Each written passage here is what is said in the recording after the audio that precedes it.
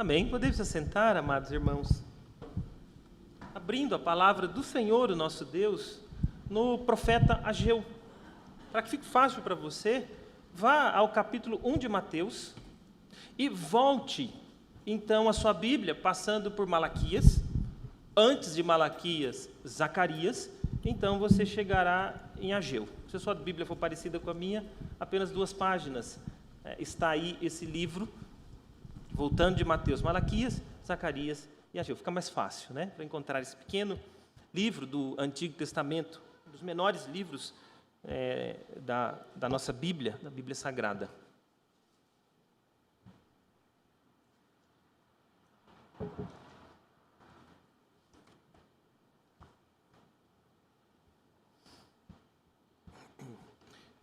Vou ler o capítulo 2, apenas os versos 1 a 9. Peço que a amada igreja se atente à leitura da palavra do Senhor, acompanhando.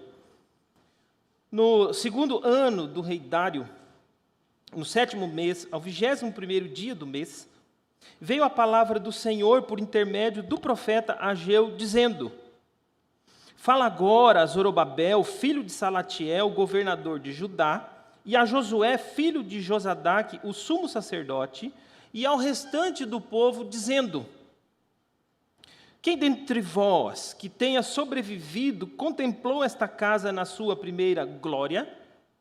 E como a vedes agora, não é ela como nada aos vossos olhos? Ora, pois, sê forte, Zorobabel, diz o Senhor, e sê forte, Josué, filho de Josadaque, sumo sacerdote, e tu, todo o povo da terra, sê forte, diz o Senhor, e trabalhai, porque eu sou convosco, diz o Senhor dos exércitos, segundo a palavra da aliança que fiz convosco, quando saístes do Egito, o meu espírito habita no meio de vós. Não temais. Pois assim diz o Senhor dos exércitos: ainda uma vez, dentro em pouco, farei abalar o céu, a terra, o mar e a terra seca. Farei abalar todas as nações. E as coisas preciosas de todas as nações virão, e encherei de glória esta casa, diz o Senhor dos exércitos. Minha é a prata, meu é o ouro, diz o Senhor dos exércitos. A glória desta última casa será maior do que a da primeira, diz o Senhor dos exércitos. E neste lugar darei a paz, diz o Senhor dos exércitos. Oremos mais uma vez. Senhor, esta é a Tua palavra, te louvamos pelo privilégio de ter acesso a ela, conhecermos a Tua vontade. E para este fim, ó Deus, nesta noite, em continuidade com o culto que estamos oferecendo a Ti, através da pregação da palavra, possamos continuar louvando, exaltando o Teu nome neste momento. Para que seja possível, Deus, ilumina os olhos do nosso entendimento, abre o nosso coração, para que contemplemos as maravilhas da Tua lei, e usa o Teu servo com graça, bondade, misericórdia, a fim de que a Tua igreja seja edificada nesta noite, nossa vida seja dirigida, ó Deus, possamos encontrar os caminhos da vida na presença do Senhor sempre, sendo mantidos pela Tua graça, cheios de temor do Senhor enquanto peregrinamos nesse mundo. Ajuda-nos, ó Deus, em nome de Cristo é o que te pedimos. Amém. O que precisamos para nos dedicarmos ao serviço do reino de Deus? O que é necessário para que o povo do Senhor não viva uma vida negligente, mas dedicada ao serviço do reino de Deus? Lembra que o Senhor Jesus nos diz numa ocasião, isso está lá em Mateus 6,33, buscai, pois, em primeiro lugar o seu reino e a sua justiça, e todas as demais coisas vos serão acrescentadas.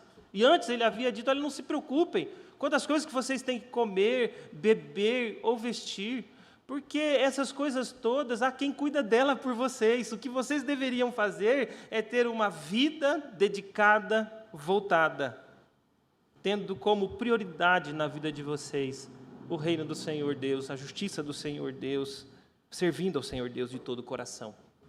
No entanto, meus irmãos, nós sabemos que é um desafio para a igreja do Senhor. Em meio a tantos afazeres, as demandas diárias, as circunstâncias que cercam a nossa vida, é um desafio para cada um de nós, crentes em Cristo, entendermos o que é prioridade na nossa vida, especialmente sermos um povo cuja dedicação do coração e da vida e das mãos e de todo o nosso ser seja fundamentalmente dedicada ao reino de Deus. É difícil como estava sendo difícil para este povo aqui. Eles foram enviados para o cativeiro por causa da rebelião do coração deles. E lá ficaram 70 anos na Babilônia, no exílio babilônico. E depois de 7 décadas, o Senhor os traz de volta. Depois de perdoá-los, então, aplicar a sua disciplina, o Senhor os traz de volta. E, ao retornarem, tinha uma prioridade na vida do povo de Deus, que era a reconstrução do templo, o centro da vida cultica do povo de Deus no Antigo Testamento. O próprio decreto de Ciro, que os liberta e os faz vir de volta a Jerusalém, a Judá, era para que eles construíssem o templo ao Senhor. E eles então voltam e começam bem. Esdras 3 nos mostra que eles começam bem. Eles edificam um altar do sacrifício, eles celebram a festa dos tabernáculos ali, e um tempo depois eles lançam os alicerces do templo. No entanto, logo essa obra foi interrompida. Também Esdras 4 nos conta isso. O povo cedeu a uma oposição temporária que se levantou ali dos inimigos e deixou de edificar a casa do Senhor. Essa interrupção durou quase 2 décadas. E nesse meio tempo, sabe o que o povo fez? Foi cuidar dos seus próprios interesses. Eles abandonaram a prioridade do reino de Deus em sua vida e foram se dedicar ao serviço do seu próprio reino, negligenciando o serviço do reino de Deus. Uma receita, irmãos, para o fracasso espiritual. Pois fizeram o inverso do que Jesus diz lá em Mateus 6,33.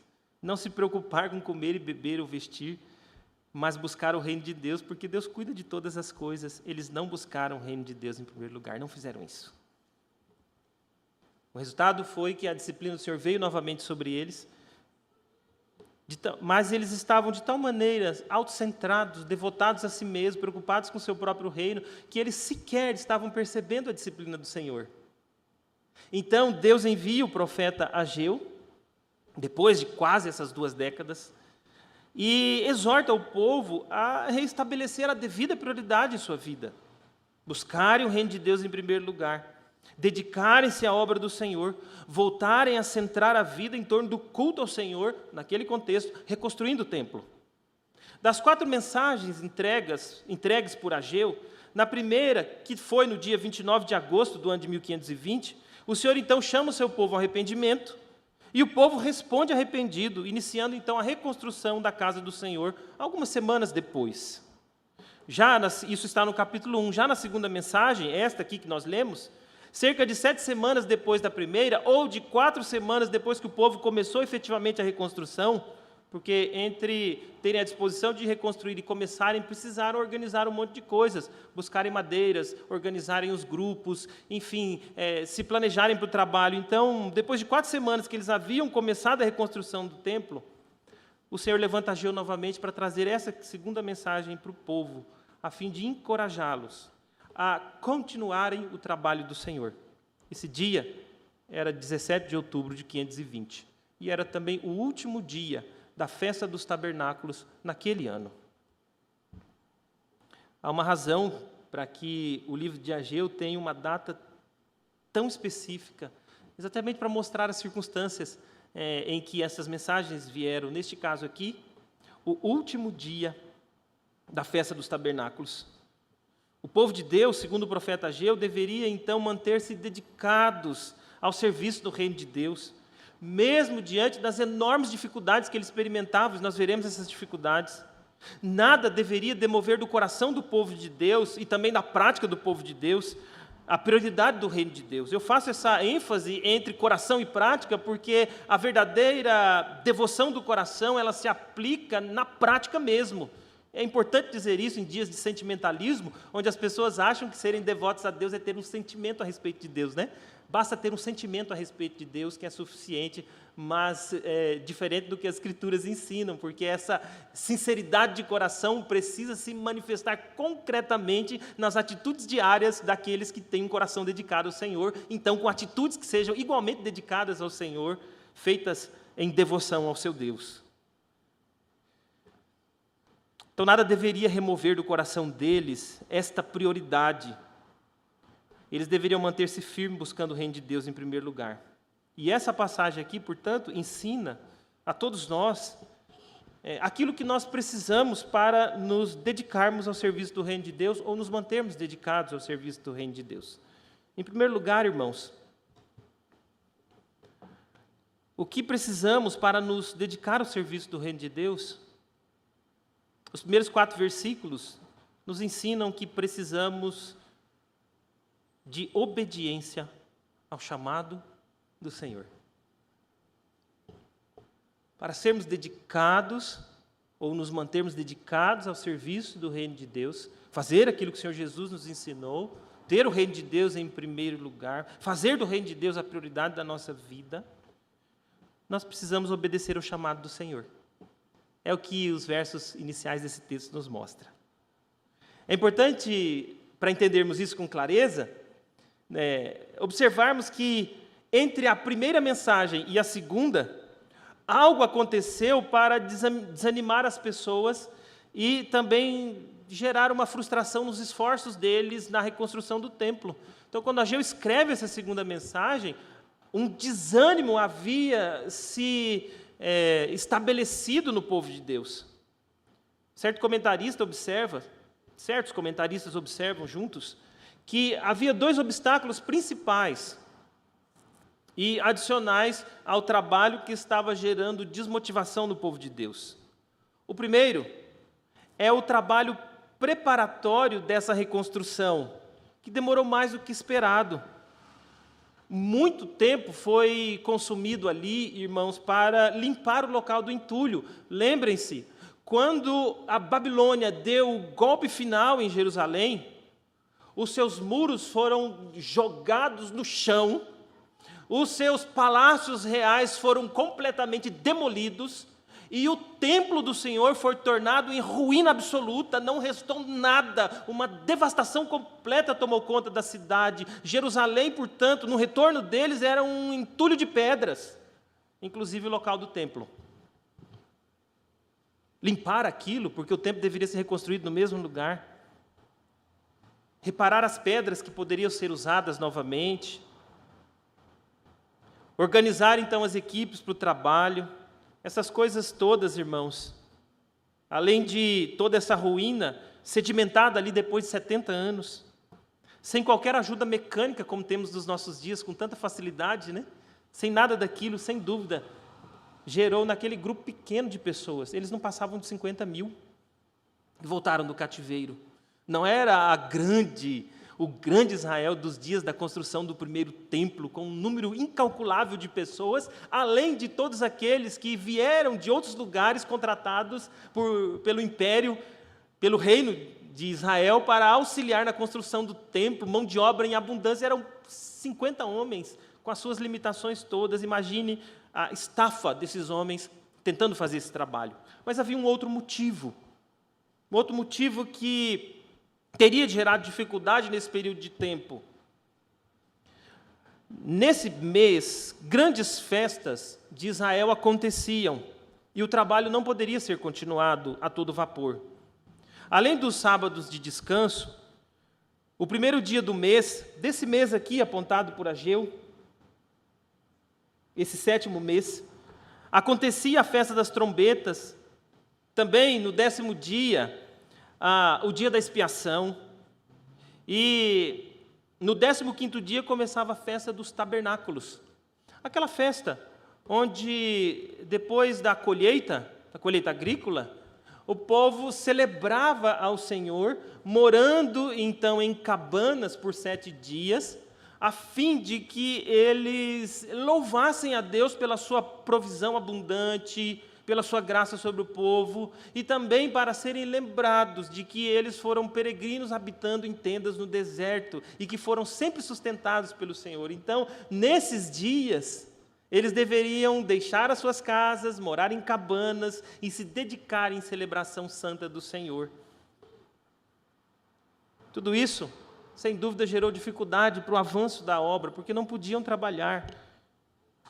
E nesse momento ainda, ao que tudo indica, o coração desse povo estava muito mais em fazer primeiro a si mesmo, para depois fazer ao Senhor, do que no desejo e na alegria e no júbilo da celebração de culto ao próprio Deus. Então poderia sim, nesse momento, todas essas festas, celebrações culticas, serem interpretadas como um atrapalho, ou pelo menos um limitante, na construção da obra do Senhor.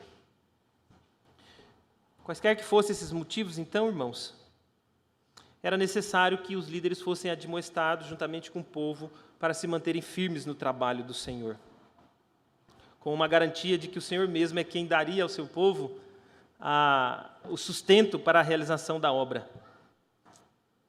É interessante também observar aqui que a alegria desse povo era bastante subjugada. Por quê?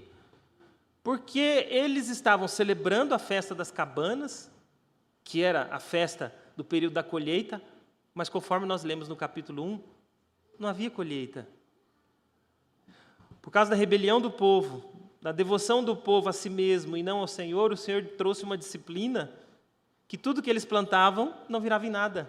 Exatamente para mostrar que eles não deveriam buscar, em primeiro lugar, comida, bebida e veste, mas o reino de Deus, porque Deus acrescentaria. Como eles buscaram o seu próprio reino e estas coisas, Deus demonstrou para eles que esse labor era infrutífero. Portanto, aquela data não era uma grande celebração, porque havia escassez em abundância. Se é que eu posso usar essas duas palavras juntas, havia grande escassez. Além disso, o templo, o grande templo que apontava a presença de Deus no meio do seu povo, estava em completa ruína. O povo se reunia então em torno do templo para louvar e adorar a Deus, celebrar ao Senhor, habitando em cabanas com júbilo e alegria no coração, por causa das farturas abundantes e também por causa da presença do Senhor no meio do seu povo, mas essas coisas estavam todas em ruína. Que dificuldade, irmãos. E é exatamente no último dia dessa festa, no último dia, onde seguramente a angústia, a tristeza e a aflição do povo já havia se intensificado de tal maneira que Deus levanta o profeta Ageu para falar ao povo, ali mesmo, aos arredores do templo, onde o povo estava centrado, chamando-os então a manterem-se firmes na obra do Senhor, entendendo que era o Senhor Deus quem haveria de sustentá-los, supri-los e ampará-los, como o texto nos mostrará daqui a pouco. A mensagem é dirigida à liderança civil e religiosa, a Zorobabel, o governador, e a Josué, o sumo sacerdote, mas também todo o povo. E o Senhor, então, fala a este povo, em primeiro lugar aqui no texto, no verso 3 agora, o Senhor mostra para esse povo, chama então os que viveram e viram o primeiro templo, para fazerem uma constatação terrível mesmo, como eles estavam fazendo. O Senhor aqui, no verso 3, traz à luz o problema que estava gerando aflição ao coração deles. Entendam assim, é como se o Senhor perscrutasse o coração deles e trouxesse o assunto à luz, para que não ficasse oculto ali. Ele chama então o Senhor Deus, através do profeta, como testemunhas da diferença entre os dois templos, aqueles que viram o antigo templo, os sobreviventes. Diz aí que os que tinham sobrevivido no verso 3, ou seja, os que foram para o cativeiro, viram o templo de Salomão construído, viram a destruição do templo, foram para o cativeiro, ficaram 70 anos lá, ou talvez um pouco menos, porque foram 3 deportações, mas no todo, e voltaram, estavam vivos ali naquele momento. Deus chama esses para testemunhar a grande diferença da gloriosidade ou do esplendor das duas arquiteturas. E esses a quem Deus chama como testemunha são exatamente os mesmos que 20 anos antes, quando os fundamentos foram lançados, está lá em Esdras 3:12, quando os fundamentos foram lançados, ao invés deles celebrarem com júbilo, porque eles puderam voltar para a terra e puderam recomeçar a sua vida com o Senhor, Esdras 3:12 diz que muitos dos sacerdotes e levitas e cabeças de famílias já idosos que viram a primeira casa, sabe o que eles fizeram quando os fundamentos foram lançados? Na primeira tentativa, 20 anos antes, 2 décadas antes, choraram em alta voz quando à sua vista foram lançados os alicerces desta casa. Por quê? Porque a glória da segunda casa era ínfima, comparada com a magnitude da grandeza da construção do primeiro templo. Por isso é que Deus diz isso para ele: olha, vocês que sobreviveram, vocês que viram essa casa na primeira glória, vê, o que vocês estão vendo agora? Ela é nada aos olhos de vocês, não é? Deus pergunta ao povo. E por que o Senhor faz isso, irmãos?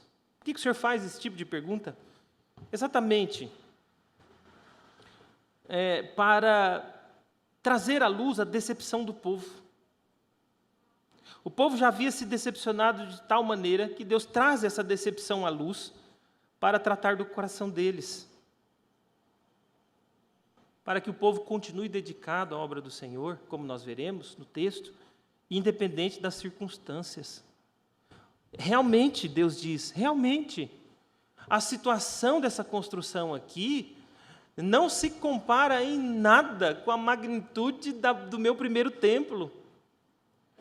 Mas, como veremos, isso jamais deveria ser um motivo de desobediência do povo. A circunstância, no caso, a circunstância desfavorável, que o povo estava experimentando, restaurando uma vida cultica que, do ponto de vista do esplendor, era insignificante ao primeiro templo, essa circunstância jamais deveria justificar a desobediência do povo em continuar dedicando o seu coração ao Senhor, servindo ao Senhor, buscando o reino de Deus em primeiro lugar, dedicados à obra do Senhor, como o Senhor os chamou para fazer. Então Deus traz o assunto à tona. Então vocês realmente percebem essa diferença, não percebem? Pois bem, isso jamais deveria ser uma desculpa para o coração de vocês deixarem de continuar me obedecendo, embora as circunstâncias não pareçam favoráveis, o meu chamado para vocês deve permanecer.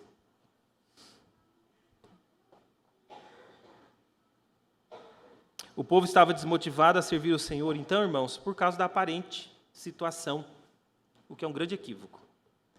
Isso é bem nós, não é? Bem nós, não é? Somos dispostos a servir ao Senhor, quando tudo está bem conosco. Não é mais ou menos assim? Está tudo bem conosco? Então, está tudo bem, podemos servir ao Senhor. Mas quando as situações se tornam dramáticas para a nossa vida, quando as dificuldades se instauram, uma das primeiras coisas que nós somos inclinados a fazer é dizer: olha, Senhor, o Senhor entende que a situação desfavorável da minha vida não me permite servir ao Senhor como eu servia quando tudo estava bem. Era exatamente isso que eles estavam querendo fazer, e o Senhor diz: não, realmente há um problema, mas isso jamais deveria tirar os olhos de vocês do chamado à obediência. Isso também mostra, irmãos, que o povo estava muito mais com os olhos fixos na construção em si, na arquitetura em si, do que na glória da arquitetura em si, do que na glória do próprio Deus. Se a glória não era tão esplendorosa, e eles estavam dispostos a deixar de obedecer ao Senhor, eles estavam muito mais preocupados com a glória de a construção do que com a glória do Deus que havia chamado aquela construção para ser feita. E Deus traz isso à tona. Depois de trazer isso à luz, então, o Senhor chama agora o seu povo a manter-se firme no trabalho. E é por isso que eu disse que, para nós nos dedicarmos ao serviço do reino de Deus, nós precisamos obedecer à palavra do Senhor. É o que o verso 4, a primeira parte do verso 4 nos ensina. O Senhor exorta eles a serem fortes Cada um deles aqui é exortado, o governador, o sumo sacerdote e cada um do povo. E o Senhor os exorta, então, para que, fortalecidos no Senhor, eles façam a obra. Ou trabalhem, como está na nossa tradução. Mas façam a obra. Se dediquem à obra do Senhor com firmeza. Presta atenção no verso 4, como a repetição tríplice, ser forte. E também duas declarações do Senhor dão grande ênfase a esse chamado à obediência. Mas agora, independente dessa situação ou da circunstância, ser forte, Zorobabel, declara o Senhor, ou como está traduzido aí para você, diz o Senhor. Mas é uma declaração do Senhor. Ser forte, Josué, filho de Josadaque, sumo sacerdote, e ser forte todo o povo da terra, novamente, declara o Senhor. E então, sendo fortes, façam a obra, trabalhem. Essa expressão, essa exortação, ser forte, ela é encontrada recorrentemente nas Escrituras. Por exemplo, diversas vezes a Josué é dito isso. Josué é o substituto de Moisés que levaria o povo à terra prometida. Deuteronômio 31, Josué 1 especialmente. Inúmeras vezes o Senhor diz a Josué, ser forte, Josué. Ser forte e corajoso, inclusive. Mas também diz a todo o povo, como por exemplo, em Deuteronômio 31, 6, sede fortes e corajosos, não temais, nem vos atemorizeis diante dele, porque o Senhor vosso Deus é convosco, não vos deixará, nem vos desamparará. Ou ainda, quando Davi exorta Salomão na construção do primeiro templo, isso está lá em 1 Crônicas 22, 13, nós lemos isso. Davi diz assim para Salomão, então prosperarás se cuidares de cumprir os estatutos e os juízos do Senhor, ou que o Senhor Deus ordenou a Moisés acerca de Israel. Ser forte e corajoso, não temas, não te desalentes, diz Davi a Salomão na construção do primeiro templo.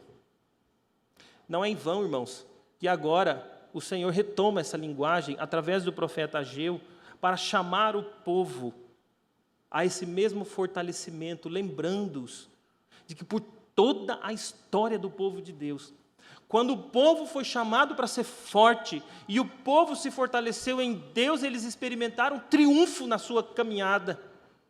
Portanto, não é apenas um chamado para você ser forte, mas é um chamado para ser forte, fundamentado em toda a história do povo de Deus, porque toda vez que Deus disse isso para o seu povo, e o povo foi forte na força do seu Senhor, porque como Davi diz a Salomão, não basta ser forte, bravio, um valente, um homem, né?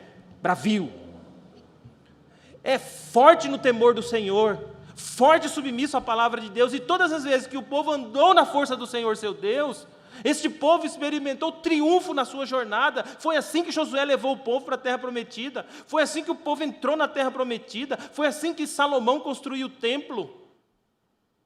Foi assim que o povo de Deus viveu, fortalecido pelo seu Senhor. E se nos lembrarmos, irmãos, em Ageu 1,14, nós encontramos lá o Senhor despertando o espírito do povo de um estado de letargia, de dormência, de desânimo. Lembra disso? Ageu 1,14. O próprio Senhor Deus é quem trouxe força para o seu povo, despertamento para o seu povo, tirando o seu povo da apatia. Portanto, o que Deus está falando aqui ao seu povo agora é: eu já os fortaleci, despertando de um estado de dormência, agora andem na minha força, sustentado pelo meu espírito. E por causa disso, vocês não precisarão ter medo de nada. Propriamente aí não é uma ordem para não ter medo, mas é uma constatação de que eles não precisariam ter medo. Não precisariam ter medo. Deveriam demover do coração deles o medo, tirar o medo fora. Isso era uma situação desnecessária. E o texto agora vai nos mostrar depois por que é necessária, por que não havia necessidade de ter medo e por que eles deveriam então ser obedientes ao Senhor. Mas até aqui, irmãos, se nós de fato quisermos viver uma vida devotada, dedicada ao reino de Deus, ao serviço do reino de Deus, entendermos que o reino de Deus deveria ser prioridade na nossa vida, nós deveríamos antes de tudo, obedecer o Senhor que nos chama para viver assim. Isso é muito simples mesmo. Porque se você se sente desanimado para servir ao Senhor, à luz desse texto, o que você tem que fazer? Ficar esperando alguma coisa? As circunstâncias melhorarem? Falta alguma coisa para a realização e para a dedicação da sua vida ao reino de Deus? À luz desse texto, neste primeiro momento, o que falta é você obedecer a Deus e dispor o seu coração a servir ao Senhor. Não viver para si mesmo, buscando o seu próprio reino insignificante que terminará em ruína. Entenda, irmãos, é exatamente isso que estava acontecendo com este povo antes. Eles estavam buscando construir o seu próprio reino. Mas a vida deles estava terminando em ruína. Aliás, eles estavam colhendo a ruína nesse exato momento em que Ageu está falando, porque a colheita deles, tentada a ser feita, a parte do Senhor, tinha dado em ruína. Portanto, irmãos, se quisermos ser um povo dedicado ao Senhor, nós precisamos ser um povo dedicado ao Senhor. Obedientemente, dizer, Senhor, eu estou aqui. Então faze de mim o que o Senhor quer. E eu sei o que o Senhor quer, porque a tua palavra me ensina o que o Senhor quer. Um homem, uma mulher, um jovem, uma criança, cujo coração esteja à disposição do Senhor, dedicado ao seu reino em primeiro lugar. Seguro de que todas as coisas que eu preciso, o Senhor mesmo provê, e eu não preciso buscá-las em primeiro lugar, uma busca desenfreada da parte do Senhor. Como está a sua vida, meu irmão, nesse sentido? Como tem sido para você os seus dias? O que você tem buscado em primeiro lugar? E por primeiro lugar eu não quero dizer na primeira hora do dia. Eu quero dizer como o princípio fundamental que te governa, o que tem te governado. E como o reino de Deus, a vida de serviço a Cristo, tem governado a sua vida, a sua história, os seus planos, os seus sonhos, os seus anseios, o seu trabalho, a sua busca por qualquer coisa, como isso tem sido governado. Também como as circunstâncias têm sido usadas por você como uma desculpa para você não servir ao Senhor. Este é um momento muito sensível na vida da igreja. E por ser sensível, preciso tratá-lo com sensibilidade. Aqueles que, sinceramente, se encontram impedidos por circunstâncias do momento de servir ao Senhor como serviam antes dessa pandemia. Mas não há dúvida de que há outros que estão tentando só para si mesmos, para mais ninguém, porque diante de Deus o nosso coração é descortinado. Usar a circunstância difícil como um pretexto para buscar o seu próprio reino e desprezar o reino de Deus, a sua justiça, a vida cultica, a disposição do coração de se dedicar ao trabalho do Senhor. Esse é um juízo que é perscrutado não diante dos homens, mas diante do próprio Deus. No entanto, como estava acontecendo com eles, não um ano, como estamos, mas 20, ou quase 20, né? Quase 2 décadas, 18, no cálculo de alguns, 16 de outros, mas quase 2 décadas, Eles acharam, lembra que o moto coletivo deles era, não é tempo ainda de construir o templo, lembra disso? Eles se convenceram uns aos outros de que as circunstâncias poderiam justificar a negligência deles em terem uma vida cultica que honra a Deus, viverem com a vida com o coração centrado no reino de Deus e buscando o reino de Deus em primeiro lugar. Eles se convenceram. Eles se convenceram dizendo, não é tempo ainda, não, vai passar, não é tempo ainda, e Deus diz, não é tempo, porque vocês estão fazendo todas as outras coisas da vida de vocês, mas estão negligenciando o meu reino, neste caso a construção do templo, não é tempo ainda. Essa desculpa pode combinar com vocês, mas não combina comigo, que perscruta o coração, porque o problema de vocês é outro. O reino de Deus deixou de ser uma prioridade na vida de vocês. Como eu disse, é um tema sensível. E quem perscrutará o coração de cada crente não sou eu, mas é o Senhor Deus. No entanto, fica um alerta à luz desse texto. Nós não podemos usar como pretexto para malícia as circunstâncias, como pretexto para negligenciarmos a nossa devoção ao Senhor nosso Deus, as circunstâncias difíceis que nos cercam. Em segundo lugar, irmãos, esse texto nos ensina que, para nós sermos dedicados ao serviço no reino de Deus, além de obedecermos ao Senhor, que nos chama para isso, em segundo lugar, nós devemos ter certeza de que o Senhor está conosco. Quando o Senhor diz que eles deveriam ser fortes e então não temerem, o Senhor, além de exortá-los a isso, que seria suficiente, o Senhor apresenta para o povo de Deus dois motivos animadores para o povo se dedicarem ao trabalho do Senhor. O primeiro deles está nos versos 4 e 5, que é a certeza de que o Senhor está com eles.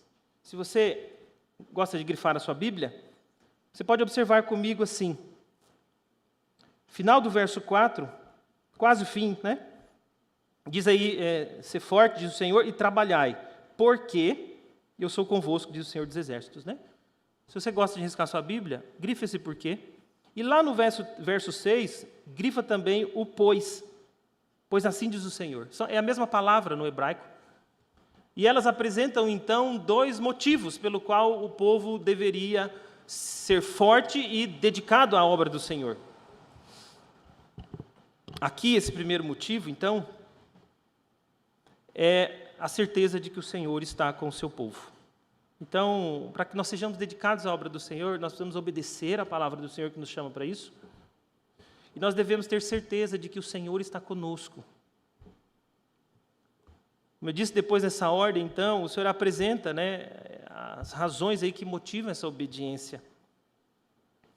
A primeira delas é a presença do Senhor, e a segunda são as ações futuras do Senhor em favor do seu povo, especialmente a manifestação da sua glória e da sua paz ao seu povo, no futuro próximo. O Senhor então encoraja o seu povo, dizendo que Ele estava com o seu povo. Eu estou convosco, declara o Senhor dos Exércitos.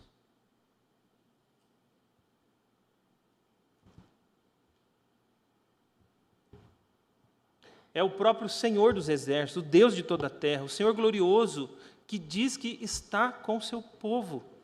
Por que o seu povo pode continuar firme, realizando a obra do Senhor, a despeito das adversidades, das circunstâncias difíceis? Vida civil fracassada e vida cultica fracassada no contexto deles. Por que eles deveriam continuar trabalhando para superar aquilo? Porque eles contavam com a presença do Deus Todo-Poderoso com eles em todo o tempo. Para além das circunstâncias, eles deveriam olhar firmemente, tomando a linguagem de Hebreus aqui, para o Redentor deles, para o autor e consumador da fé deles, manter os olhos fixos no Senhor, porque o Senhor era um Deus presente com o seu povo, mesmo em meio às dificuldades, um Deus presente, permanentemente presente na vida do seu povo, da sua igreja. Por isso o povo de Deus não deveria desanimar, nem se enfraquecer e nem negligenciar a obra do Senhor, porque Deus estava com o seu povo. E para intensificar essa convicção no coração do povo, ele diz que ele está com o seu povo, e isso é de conformidade com a palavra da aliança que ele fez com o seu povo quando eles saíram do Egito. E que o Espírito do Senhor está ou permanece continuamente no meio do seu povo. E que, de fato, o seu povo não deveria temer de maneira alguma. Eles não deveriam, então eles deveriam se dedicar à obra do Senhor, porque o Senhor era com eles, estava com eles, uma promessa que é vinculada à própria promessa da aliança do Senhor com o seu povo. Sabe, irmãos, tudo que o povo de Deus estava experimentando era resultado da rebelião do povo contra Deus. Eles só foram levados para o cativeiro por causa da rebelião e da desobediência do coração deles, que buscaram adorar outros deuses. E eles só estavam experimentando, quando retornaram do cativeiro, ruína na vida deles, a vida cultica estava em frangalho, e a improsperidade reinava no meio deles, exatamente porque eles não quiseram viver com o coração deles centrados em Deus. Tudo o que estava acontecendo de ruína na vida desse povo, portanto, era resultado da desobediência do coração deles, mas não da ausência de Deus. Porque até aqui, seja no cativeiro, ou seja nesse segundo momento disciplinar, Deus estava com eles. Só estava de maneira disciplinar. Como um pai que corrige o seu filho a quem ama, que o disciplina porque o ama, como Hebreus nos ensina. Deus estava presente com a sua disciplina, mas agora aqui, Deus diz, não há mais disciplina. Eu estarei com vocês favoravelmente agora, ajudando vocês a viverem para a minha glória. Contem comigo, porque eu sempre estive com vocês. Quando eu os tirei do Egito, eu fiz uma aliança com vocês, de ser o Deus de vocês e de fazer de vocês o meu povo para sempre. E eu estou com vocês. É interessante que, quando Davi fala a Salomão para construir o templo, ele diz assim, lá no capítulo 28, 20, eu já citei esse texto: sede forte e corajoso e faze a obra. Não temas, nem te desanime, porque o Senhor Deus, meu Deus, há de ser contigo. Não te deixará, nem te desamparará, até que acabe todas as obras da casa do Senhor. É mais importante ainda nos lembrarmos de que, quando o povo de Deus saiu do Egito, e enquanto Moisés subiu ao monte para buscar as tábuas da aliança, o povo se entregou à idolatria, adorando bezerro de ouro. Lembra disso, em Êxodo 32? Depois dessa ocasião, o Senhor Deus faz uma ameaça ao seu povo. Diz assim para Moisés: Moisés, você vai levar esse povo para a terra prometida. Eu vou enviar o meu anjo para livrar esse povo no caminho e na terra prometida. Mas eu não vou no meio deste povo, porque este povo é um povo endurecido de coração. E se eu for no meio desse povo, esse povo sofrerá bastante, porque a minha glória se manifestará no meio desse povo em juízo. Eu não vou com esse povo. Quando o povo soube disso, o povo entendeu com muita clareza que o mais importante não era bem-estar, porque Deus não havia deixado de dar bem-estar. Ele disse: eu vou enviar o meu anjo, ele vai livrar vocês, vocês vão tomar posse da terra prometida, Moisés vai com vocês, mas eu não vou. Quando o povo entendeu isso, o povo se pôs em pranto, porque entendeu que bem-estar é muito menos importante ou é insignificativo comparado com a presença de Deus no meio do seu povo. Moisés intercede, pedindo que Deus não faça isso, mas vá com o povo dele. Ele tirou esse povo da escravidão, é povo dele, ele é Deus desse povo, ele não poderia abandonar seu povo, e Deus ouve a intercessão mediatória de Moisés, sem dúvida apontando pela mediação do nosso próprio Redentor. E Deus, então, vai com seu povo. Depois disso, depois desse evento, o que nós encontramos são prescrições da renovação da aliança, da construção do tabernáculo, a narração da construção do tabernáculo, para que Deus habitasse no meio do seu povo. E as últimas palavras do livro de Êxodo, onde toda essa história acontece, termina assim, dizem assim: então a nuvem cobriu a tenda da congregação, depois que o tabernáculo estava pronto, a tenda da congregação, e a glória do Senhor encheu o tabernáculo. Moisés não podia entrar na tenda da congregação, porque a nuvem permanecia sobre ela, e a glória do Senhor encheu o tabernáculo. Quando a nuvem se levantava de sobre o tabernáculo, os filhos de Israel caminhavam avante, em todas as suas jornadas. Se a nuvem, porém, não se levantava, não caminhavam, até o dia em que ela se levantava. De dia, a nuvem do Senhor repousava sobre o tabernáculo, e de noite havia fogo nela, à vista de toda a casa de Israel, em todas as suas jornadas. A presença de Deus estava com o seu povo. conforme a palavra da sua aliança, a nuvem de dia e a coluna de fogo de noite, evidenciando aos olhos do povo de Deus que o Espírito do Senhor estava com o seu povo, que o próprio Deus estava com o seu povo, e por isso eles não precisavam temer o abandono de Deus ou as circunstâncias, porque eles eram o povo de Deus e o próprio Deus estava no meio deles.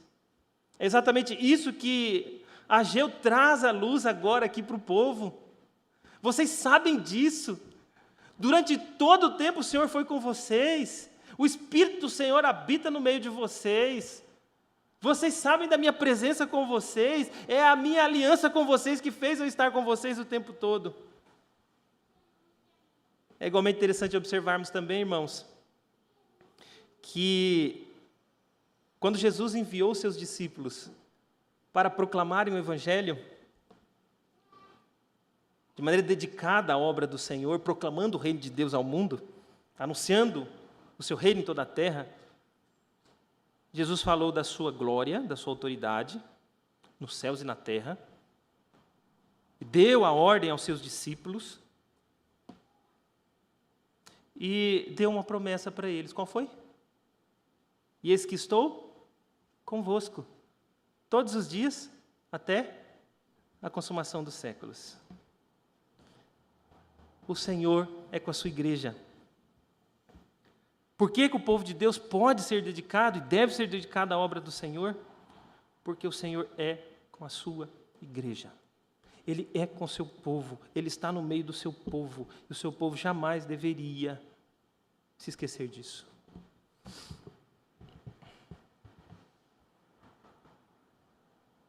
Há uma expressão medieval, da teologia medieval, coram Deo, que significa diante da face de Deus, ou expressa a ideia de que cada um de nós vive diante de Deus o tempo todo. Absolutamente nada do que façamos escapa do olhar permanente do Senhor. Isso é terrível para o caminho do pecado. Mas é profundamente consolador para o povo de Deus quando este está dedicado ao serviço do seu reino, porque há um Deus vendo tudo o que é feito. Nós, irmãos, como povo do Senhor, deveríamos ter isso como um fator determinante no nosso coração, a fim de que a nossa vida seja uma vida dedicada não ao nosso próprio reino, mas ao reino de Cristo, porque há um Deus que está conosco. Há um Deus que está com a sua igreja. Há um Deus que se fez Deus de um povo que Ele redimiu das trevas para a sua luz graciosa e maravilhosa. Um povo a quem o Senhor chamou para resplandecer como luz das trevas,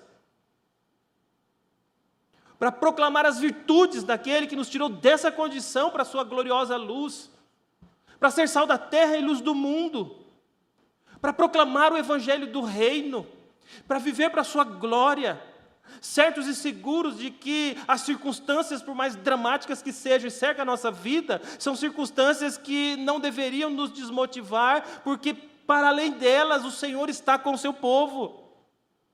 E os nossos olhos devem manter-se fixos nesse Deus glorioso que está conosco, e jamais nos permitirmos desviar o nosso coração daquilo que o Senhor nos chamou para viver como seu povo redimido, uma vida para a sua glória em devoção ao seu próprio reino, buscando o seu reino em primeiro lugar, seguros de que tudo que nós precisamos o Senhor mesmo nos acrescentará. É assim que você vive? Se lembre apenas que enquanto você estiver buscando o seu próprio reino, o Senhor também está vendo. Como Ele viu esse povo. E Ele também está presente. Mas não abençoadoramente. Aliás, se você entender a disciplina dele como abençoadora, sim, mas isso te trará dor, porque você não foi redimido pelo sangue do Cordeiro para continuar vivendo um projeto de vida que tem como alvo as suas próprias medíocres ambições, falíveis e insignificantes. Dura essa palavra do Senhor para nós, meus irmãos, mas é isso que o Senhor nos mostra e evidencia aqui nesse texto. É uma futilidade nós devotarmos a nossa vida em prol do nosso próprio reino, porque nós nos esquecemos diante de quem vivemos e daquele que é poderoso para suprir todas as nossas necessidades. Terceiro motivo, para que vivamos dedicados ao serviço do reino de Deus, sejamos fortalecidos e dedicados ao serviço do reino de Deus, é a confiança de que o Senhor atua em favor do seu povo. Especificamente aqui, de que o Senhor manifestará glória para o seu reino e paz para o seu povo. É isso que os versos 6 a 9 nos ensinam.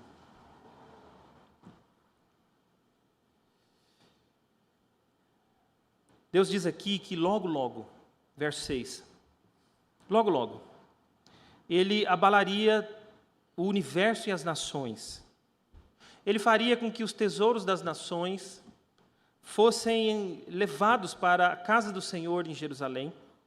E então o Senhor encheria a sua casa de esplendor, da magnitude das riquezas vindas das nações, então de glória a sua casa. Isso resultaria em duas coisas. Resultaria, irmãos, na glória, no fato de que aquele templo seria muito mais esplendoroso do que o próprio templo de Salomão. E que o Senhor estabeleceria ali paz. O que nós estamos vendo aqui agora, então, é que o Senhor se revela de maneira mais específica quanto ao futuro do seu povo. Ele se apresenta aqui como o Senhor dos exércitos, como já ensinado, o Senhor Todo-Poderoso, o Deus Todo-Poderoso, aquele que tem todas as coisas, seja nos céus ou na terra, as invisíveis e os invisíveis, sejam tronos, sejam soberanias, quer principado, quer potestade, tudo, como diz Colossenses 1,16, está debaixo dele. Porque, como ainda diz Colossenses, tudo foi criado por ele e por meio dele. Portanto, tudo que será dito como promessa para o seu povo, aqui, através de Ageu, é a promessa de um Deus que é soberano para fazer realizar as suas promessas.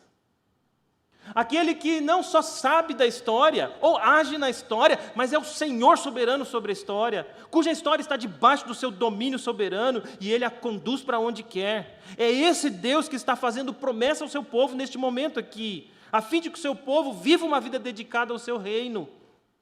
Eles são povo do Deus glorioso. É o Senhor dos exércitos, que dentro em pouco, diz aí, dentro em pouco, ainda uma vez, dentro em pouco, o que o Senhor está dizendo aqui, olha, esperem por pouco tempo, não precisa muito tempo esperar, esta é a ideia aqui do texto.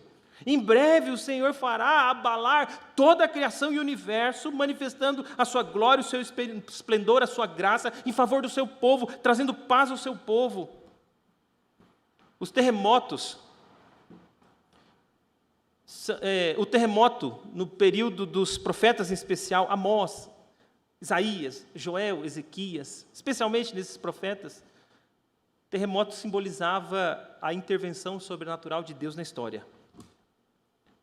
Os terremotos chegam sem aviso. Eu sei que nós vivemos na era bastante tecnológica e, em algum grau de previsão, nós podemos saber de um abalo sísmico próximo, mas eles não. E mesmo sabendo, nós conhecemos as grandes tragédias modernas, com todos os recursos tecnológicos. Especialmente nos dias deles, os terremotos chegavam sem nenhum aviso e nada detinha o estrago que eles faziam. Isso ainda acontece, apesar de toda a tecnologia, né, que tenta diminuir esses efeitos, mas nós vemos que isso acontece. Então, o que Deus está dizendo aqui é que Ele fará uma intervenção sobrenatural que não poderá ser, de nenhuma maneira, detida. Ele fará toda a criação, todo o universo se abalar e todas as nações. Esse abalo atingiria todas as nações e, como decorrência disso, as nações, as riquezas das nações, as coisas preciosas das nações, a saber, os tesouros das nações, seriam trazidos para a casa do Senhor. E esse templo que estava sendo considerado insignificante, se tornaria então cheio de esplendor e glória com o adorno das riquezas de todos os povos. Qual era a tristeza do povo nesses dias? Falta de recursos, não é? Falta de recursos. O reino de Israel não era o reino glorioso do primeiro templo. Não havia tanta riqueza no reino dos dias de Salomão, que a palavra do Senhor nos ensina, nos avisa, que a prata era considerada insignificante de tanto ouro que havia no reino de Israel nos dias de Salomão. O templo era forrado de ouro, e agora mal conseguiam pedras. Os recursos que fizeram as madeiras virem de outros lugares remotos, os trabalhadores com todas as suas habilidades, a riqueza para a construção desse templo, a quantidade de homens, é incalculável a quantidade de recurso que foi investido nos dias de Salomão, recursos materiais e humanos da construção do templo, a suntuosidade da gloriosidade disso, era impossível em Israel. Mas o que Deus vem dizer para o seu povo é que não era impossível. Porque Ele mesmo chacoalharia a terra de tal maneira que a riqueza das nações seria trazida exatamente para que, como veremos, esse templo fosse muito mais esplendoroso na sua arquitetura do que era esplendoroso o templo nos dias de Salomão com toda a riqueza. Eles não deveriam se preocupar com aquelas limitações econômicas. Limitações econômicas não deveriam governar o coração do povo, porque eles eram o povo do Deus que é Senhor de todas as riquezas. Verso 7 vai nos dizer então que Deus, depois de estremecer os céus com um abalo, Ele faria que as nações também se chacoalhassem e os tesouros delas viessem para Jerusalém, e Ele encheria sua casa de esplendor. Glória, mas no sentido de esplendor em primeiro lugar. Quem está dizendo isso, mais uma vez, é o Senhor, cuja autoridade sobre todas as coisas lhe pertence.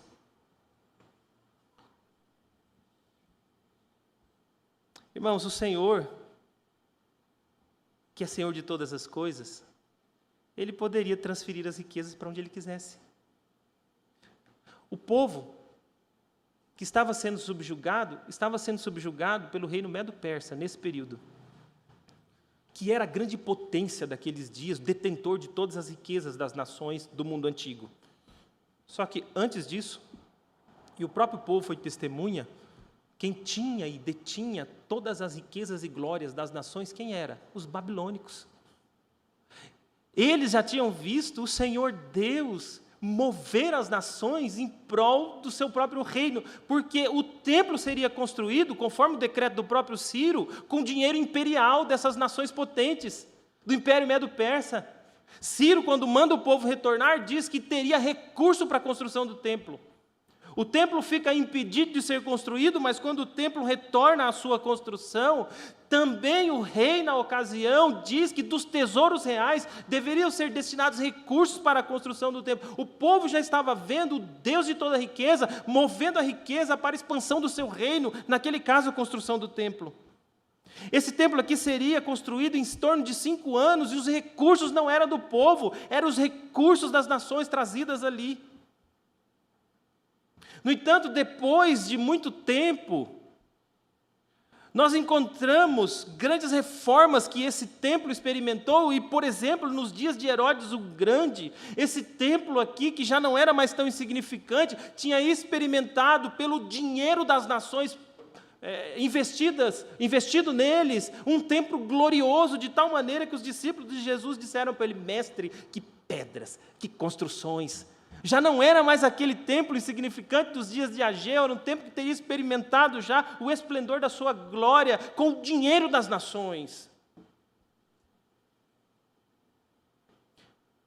Deus diz no verso 8, a prata é minha, o ouro é meu. Isso é meu? Eu faço tremer a terra e mover para onde eu quiser. E a glória desta casa aqui, o esplendor dessa construção, será maior do que a primeira. Como nós literalmente vemos isso já com o templo nos dias de Herodes. Mas, irmãos, mais do que o esplendor do templo nos dias de Jesus, como era esse templo já com Herodes, nós vemos o esplendor do próprio Senhor do templo vindo. Aquele que, conforme Marcos 16:2, é maior do que o templo. Jesus Cristo, para quem o tabernáculo no deserto e o templo em Israel apontavam, ele veio e habitou entre nós. Os pináculos gloriosos do templo dos dias de Herodes, que brilhavam com ouro para saudar, veio para saudar aquele que era maior que o templo. Aquele que tabernaculou entre o seu povo, habitou entre nós, cheio de graça e de verdade. Nós vimos a sua glória, que é a glória do unigênito Filho do Pai, para quem o templo apontava, uma glória sublime e majestosa, porque é a glória do próprio Deus encarnado, Cristo Jesus, para quem toda a suntuosidade do templo de Salomão, e depois toda a suntuosidade cumprida historicamente, nesse segundo templo, já nos dias de Herodes e de todas as reformas, apontavam o templo glorioso que revela a glória do Senhor e a sua majestade na sua totalidade. É o próprio Cristo e Ele veio. Nós podemos ser um povo dedicados ao Senhor porque a glória do Senhor habitou entre nós para resgatar a sua igreja. Isso se estende ao final do verso 9, que diz que além disso, o Senhor daria paz para o seu povo. É assim que Isaías termina: e neste lugar estabelecerei paz. Aquele povo vivia, irmãos, debaixo de grandes conflitos, subjugados pelo Império Babilônico, depois subjugados pelo Império Medo-Persa, agora limitados pelas circunstâncias dos povos inimigos, vivendo como um povo circunscrito e limitado, cheio de inimigo à sua volta, experimentando conflitos o tempo todo, tentativas de usurpação do seu território, impedimento da tentativa de que esse povo viva e sirva a Deus. Eles sabiam que era guerra, conflito e caos. Mas Deus vem para esse povo aflito e promete para eles dar paz naquele lugar. Nos dias de Salomão, a paz foi conquistada pelo poderio do reino. Quando Salomão subjugou os povos à volta, de tal maneira que deu ao seu próprio povo paz e estabilidade. Aliás, o próprio nome de Salomão aponta para paz, Shalom. Mas aqui eles não tinham essas condições, mas tinham o mesmo Deus que prometeu dar paz para ele, e eles tiveram paz, eles prosperaram como povo de Deus, eles conseguiram construir o templo, eles viveram ali mesmo debaixo de toda a subjugação, das oposições, eles viveram como povo de Deus, sustentado pela paz do seu Deus que habita no meio do seu povo. No entanto, essa paz temporária, na cidade da paz, que é Jerusalém,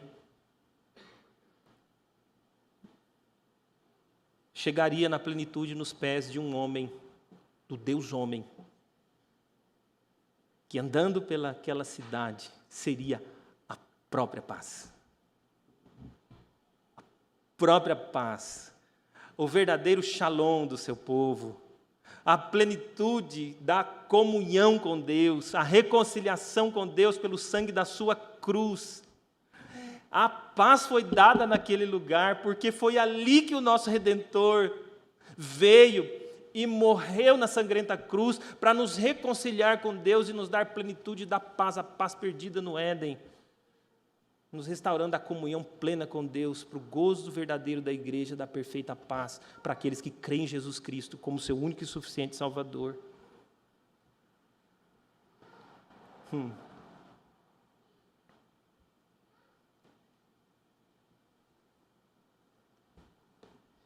É isso que Efésios 2,14 nos diz. Cristo, Ele é a nossa paz. Porque de ambos, todos os povos, judeus e gentios, Ele fez um único povo.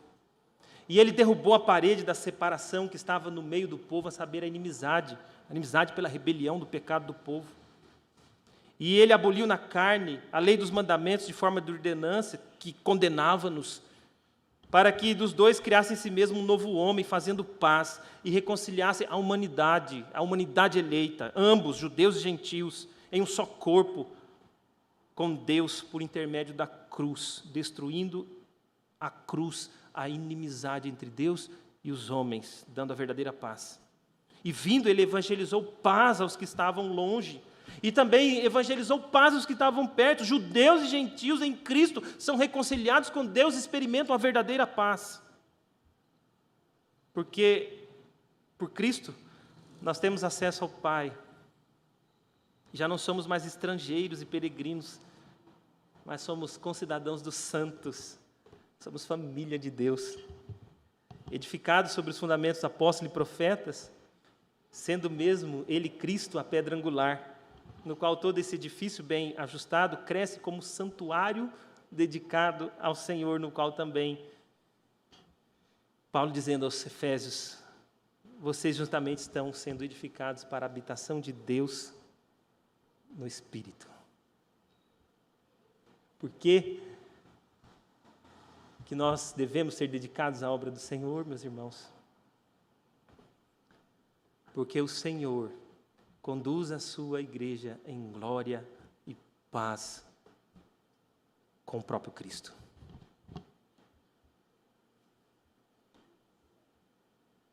O que você precisa então, à luz disso, irmão, para que você se dedique ao reino de Deus? Ou se mantenha dedicado? Obedeça ao Senhor em primeiro lugar. Obedeça. Ele te chama para você ter uma vida centrada não em você, mas no reino dele. Mas ele te apresenta duas promessas graciosas. Uma, de que ele está com o seu povo.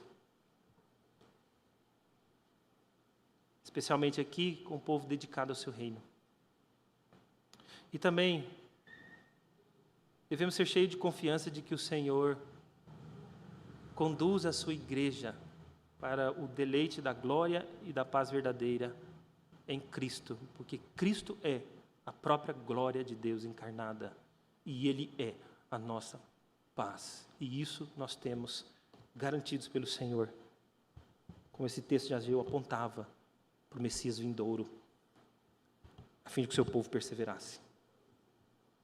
Que o Senhor nos ajude, irmãos, a sermos um povo dedicados ao reino de Deus, obedientes ao Senhor, certos de que o Senhor está com o seu povo e nos dá o seu reino de glória e de paz em Cristo. Que sejamos achados em Cristo, para que quando o Senhor voltar, nós desfrutemos da plenitude, da glória e da paz do Senhor. Por Cristo Jesus. Amém. Vamos orar?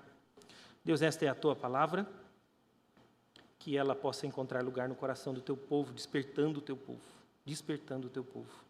Ó Deus, desperta a Tua igreja, para que olhe para o Senhor, em obediência, deleite da preciosa comunhão, da glória e da paz do Senhor em Cristo, o nosso Redentor bendito, no nome de quem oramos. Amém.